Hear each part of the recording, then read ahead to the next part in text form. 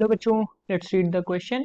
Question says, suppose the potential energy between electron and proton at a distance r is given by minus ke square by 3r cube. Use Bohr's theory to obtain energy levels of such a hypothetical hydrogen atom. बच्चों हम यहाँ पे बात करेंगे इसके solution की, और solution में हम सबसे पहले देखेंगे की कॉन्सेप्ट को। तो ध्यान रखिए, अगर हम क्वेश्चन के अकॉर्डिंग देखें तो बोहर की थ्योरी के अकॉर्डिंग हमें हाइड्रोजन एटम की एनर्जी लेवल को निकालना है, और डिस्टेंस आर जो है वो यहाँ पे गिवन है minus k e square by 3r cube के बराबर। अब यहाँ से अगर हम देखें तो इलेक्ट्रोस्टैटिक फोर्स, या अगर हम बोहर का फर्स्ट पोस्टुलेट देखें तो हमेशा याद रखिए फर्स्ट पोस्टुलेट। तो फर्स्ट पोस्टुलेट क्या होता है बच्चों, वो होता है F इक्वल्स टू क्या होता है बच्चों, mv स्क्वायर बाई r। यानी फर्स्ट पोस्टुलेट के अकॉर्डिंग अगर हम देखें तो वो होता है mv स्क्वायर बाई r।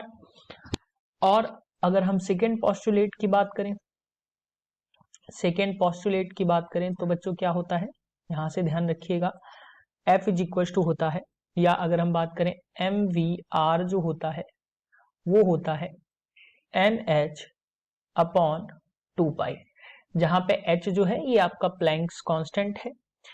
अब अगर हम यहां से क्वेश्चन के अकॉर्डिंग देखें तो क्वेश्चन के अकॉर्डिंग क्या गिवन है, r डिस्टेंस पे जो पोटेंशियल एनर्जी है यानी कि u की वैल्यू जो है वो गिवन है minus k e square upon 3r cube.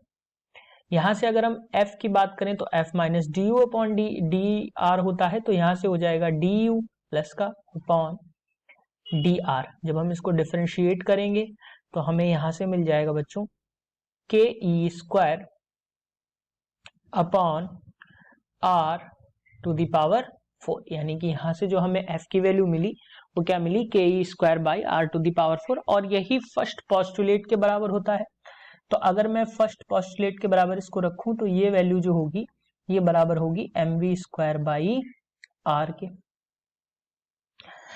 अब अगर हम सेकेंड पोस्टुलेट के अकॉर्डिंग देखें तो ये होता है mvr जो होता है, ये मैं इक्वेशन फर्स्ट मान लेता हूं, और सेकेंड पोस्टुलेट तो mvr इक्वल्स टू होता है nh अपॉन 2 पाई, ये सेकेंड पोस्टुलेट के अकॉर्डिंग है, ये हम इक्वेशन सेकेंड मान लेते हैं। अब r की वैल्यू के लिए इन दोनों इक्वेशंस को अगर हम देखें तो हमें यहां से क्या मिल जाएगा, r की वैल्यू हमें मिलेगी, मैं यहां लिख देता हूं from equation first and second.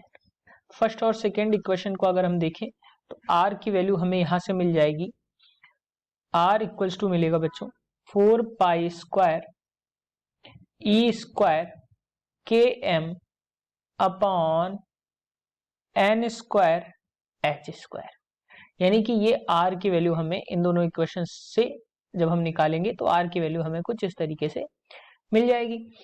अब बच्चों अगर हम नेक्स्ट स्लाइड में इसको देखते हैं तो जो टोटल एनर्जी होगी, तो टोटल एनर्जी मैं यहां पे लिख देता हूं, टोटल एनर्जी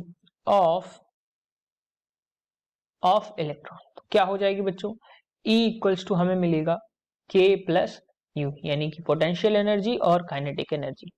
तो अगर हम काइनेटिक एनर्जी की बात करें तो ये मिलेगी आपको हाफ mv स्क्वायर, और पोटेंशियल एनर्जी माइनस में है तो मैं यहाँ पे निगेटिव कितनी है बच्चों गिवन है, के e square by 3r cube. अब अगर हम क्वेश्चन के अकॉर्डिंग प्रीवियस इक्वेशंस के अकॉर्डिंग वैल्यूज को पुट करें तो ये हमें यहां से मिल जाएगा, ये हमें मिल जाएगा k e square upon 2r cube minus k e square upon 3r cube. Solve करेंगे तो ये हमें यहां से मिल जाएगा k e square upon 6r cube. अब बच्चों अगर हम इक्वेशन से फ्रॉम इक्वेशन थर्ड, ये जो प्रीवियस मैं दिखा देता हूं, तो ये इक्वेशन आपकी थर्ड है। अब इससे अगर हम वैल्यू को पुट करें तो हमें क्या मिल जाएगा, यहां से by putting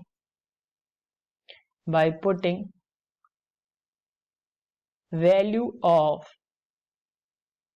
r, तो r की वैल्यू पुट करने पे हमें क्या मिल जाएगी, यानी जो एनर्जी लेवल मिलेगा E इक्वल्स टू हमें क्या मिल जाएगा, n की power 6 h to the power 6 upon 6 into 2 pi की power 6 m cube k square e to the power 4, यानी कि जो एनर्जी लेवल मिलेगा आपको बच्चों वो क्या मिल जाएगा, n की पावर 6 h की पावर 6, जहां h जो है बच्चों ये प्लैंक्स कांस्टेंट है.